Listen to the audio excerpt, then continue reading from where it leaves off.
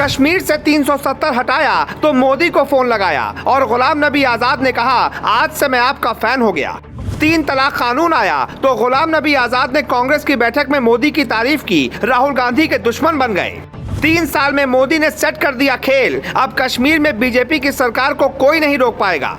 गुलाम नबी आजाद ने कांग्रेस से इस्तीफा क्या दिया, उनके बीजेपी में जाने की अटकलें तेज हो गईं। लेकिन तभी उन्होंने कहा मैं नई पार्टी बनाऊंगा। उसके बाद भी सियासी गलियारों में यह चर्चा है कि वो बीजेपी के साथ गठबंधन कर सकते हैं। इसकी वजह उनके मोदी से मधुर रिश्ते हैं।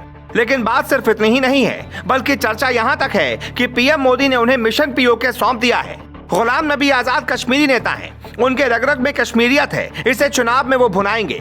आजाद के दिल्ली आवास पर कश्मीरी झलक देखने को मिलती है, जनता उन्हें पसंद करती है। पीएम मोदी उनकी विदाई पर राज्यसभा में रो पड़े थे, कई बार मोदी ने उनकी तारीफ भी की है। इसलिए हो सकता है कि चुनाव के बाद या पहले वो बीजेपी से गठबंधन कर लें, फिर सरकार बनाए। गुलाम नबी आजाद का कश्मीर में कद इतना बड़ा है कि बीजेपी उन्हें मुख्यमंत्री बना सकती है।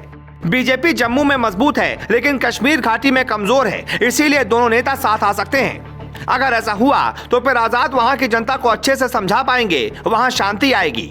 जम्मू कश्मीर में शांति स्थापित होने का मतलब सेना भेजकर नहीं, बल्कि आम जनता का सरकार में भरोसा दिलवाने से है। और मोदी के बाद ये काम गुलाम नबी आजाद वहां अच्छी तरह से कर सकते हैं। इसके बाद बारी पीओके की आएगी। पीएम मोदी, अमित शाह, राजनाथ सिंह और जेपी नड्डा जैसे नेता कहते रहे हैं कि अब पाकिस्तान से बात पीओके पर होगी। मोदी सरकार के एक मंत्री ने तो यहाँ तक कह दिया कि हो सकता है 2024 तक पीओके भारत का हिस्सा बन जाए। ये कैसे बन सकता है, जरा ये भी समझ लीजिए।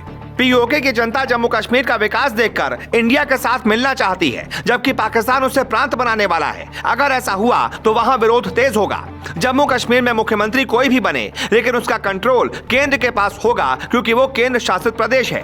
अगर पाकिस्तान ने इस बार बवाल मचाया तो भारत सरकार सेना भेज सकती है, क्योंकि बगैर सेना पीओके हासिल नहीं किया जा सकता। देश के पहले सीडीएस जनरल बिपिन रावत ने भी एक बार कहा था कि सेना तो हमेशा तैयार है, बस सरकार के आदेश का इंतजार है। महबूबा मुफ्ती, फारूक अब्दुल्ला और उमर अब्दुल्ला जैसे नेता हमेशा भारत के खिलाफ रहे, इसीलिए श्रीनगर के लाल चौक पर तिरंगा फहराने में हिंदुस्तान को कई सालों का वक्त लग गया। कश्मीर के घर घर में तिरंगा फहराया तो लोग पीओके में तिरंगा लहराने की मांग करने लगे। पीओके की राजधानी मुजफ्फराबाद में तिरंगा लहराना ही मोदी सरकार का अगला टारगेट होगा। पीओके के कई लोग मोदी सरकार से मदद की गुहार लगा चुके हैं। विदेश मामलों के एक्सपर्ट कहते हैं पीओके को हासिल करने के लिए भारत को सिर्फ सेना उतारने की जरूरत है, क्योंकि ये भारत और पाकिस्तान का मसला है, इसमें यूएन का कोई रोल नहीं है। इसीलिए मोदी सरकार ने यूएन से वो प्रस्ताव वापस ले लिया है जो नेहरू अपने वक्त पर लेकर गए थे।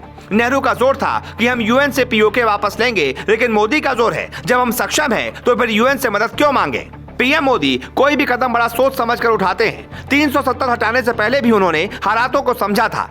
इसी तरह पीओके के पक्ष में माहौल बन रहा है। पाकिस्तान पहले से ही कंगाली की हालत में है, वो चीन को अपने कुछ इलाके बेचने की कोशिश में है। ऐसे में अगर अक्साई चीन जैसी हिमाकत पाकिस्तान ने दोबारा की तो इस बार भारत उसे बख्शने के मूड में बिल्कुल नहीं है।